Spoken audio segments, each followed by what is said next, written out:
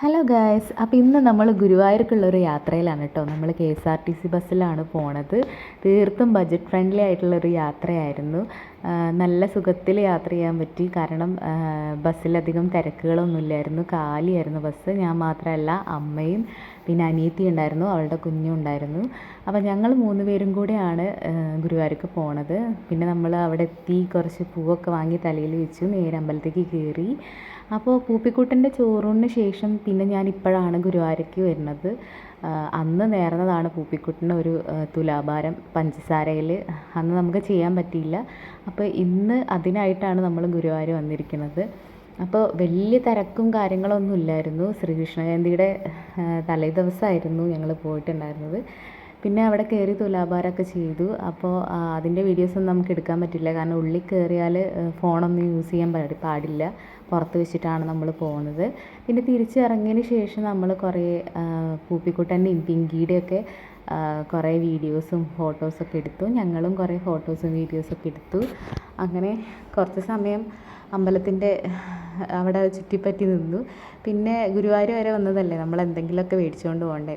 ഗുരുവായൂർ വന്നാലറിയാം, നമുക്ക് ഒരുപാട് ഇഷ്ടം പോലെ സാധനങ്ങൾ അവിടെ ഉണ്ട് വാങ്ങാനായിട്ട്. നമുക്ക് പർച്ചേസ് ചെയ്യാൻ പറ്റും. നല്ല നല്ല സാധനങ്ങളാണുള്ളത്. പിന്നെ അതിനനുസരിച്ച് വിലയുണ്ട്. അപ്പോൾ നമ്മൾ ഓരോ കടയിലൊക്കെ കയറി ഓരോ സാധനങ്ങളൊക്കെ നോക്കി പൂപ്പിക്കും പിങ്കിക്കൊക്കെ ആയിട്ട് ഓരോന്ന് എടുത്തുകൊണ്ടിരിക്കുകയാണ്. അപ്പോൾ പൂപ്പിക്കുട്ടനെ നമ്മൾ അവിടെ നിന്നൊരു കുർത്ത എടുത്തിട്ടുണ്ടായിരുന്നു. കുർത്ത നല്ല രസമുണ്ടായിരുന്നു. അവൻ അത് ഇട്ടപ്പോൾ തന്നെ നമ്മൾ അവിടെ നിന്ന് തന്നെ ഇടിയിച്ചു. അപ്പോൾ ഓരോ കടയിൽ കയറുമ്പോഴും പൂപ്പിക്കുട്ടൻ്റെ കണ്ണെല്ലാം കളിപ്പാട്ടത്തിൻ്റെ മുകളിലാണ്. അവന് കാറെന്ന് പറഞ്ഞാൽ ഭയങ്കര ജീവനാണ്. അങ്ങനെ കാറൊക്കെ മേടിച്ചു കൊടുത്തു. പിന്നെ നമ്മൾ ഫുഡ് കഴിക്കാനായിട്ട് ഒരു കടയിൽ കയറി. അവിടെ അടുത്ത് തന്നെ ഫുഡ് വലിയ രസമൊന്നും ഇല്ലായിരുന്നു. പിന്നെ നമ്മൾ രാവിലെ ഇറങ്ങിയതാണ്, വിശപ്പുകൊണ്ട് അങ്ങോട്ട് കഴിച്ചു എന്ന് മാത്രം. അത് കഴിഞ്ഞിട്ട് പിന്നെ നമ്മൾ പിങ്കിക്കൊന്നും വാങ്ങിയിട്ടില്ലായിരുന്നു. അപ്പോൾ അവൾക്ക് വേണ്ടിയിട്ട് എന്തെങ്കിലുമൊക്കെ മേടിക്കാൻ വേണ്ടിയിട്ട് ഇറങ്ങി. അപ്പോൾ അവൾക്ക് നമ്മൾ ചുറ്റുവള മേടിച്ചെടുത്തു. ചുറ്റിവള എന്നല്ലേ പറയുന്നത്, ചുറ്റിവള മേടിച്ചെടുത്തു. ഇതൊക്കെ കുറേ കാലത്തിന് ശേഷം ഇപ്പോഴാണ് കാണുന്നത്. അപ്പോൾ അവൾക്ക് ഞാനത് ഇട്ട് കൊടുത്തു അപ്പം തന്നെ. പിന്നെ ഫുഡ് വലിയ രസമില്ലാത്തതുകൊണ്ട് അഞ്ജലിക്ക് ജ്യൂസ് കുടിക്കണം എന്ന് പറഞ്ഞിട്ട് ഒരു കടയിൽ കയറി. അങ്ങനെ ജ്യൂസൊക്കെ കുടിച്ചു.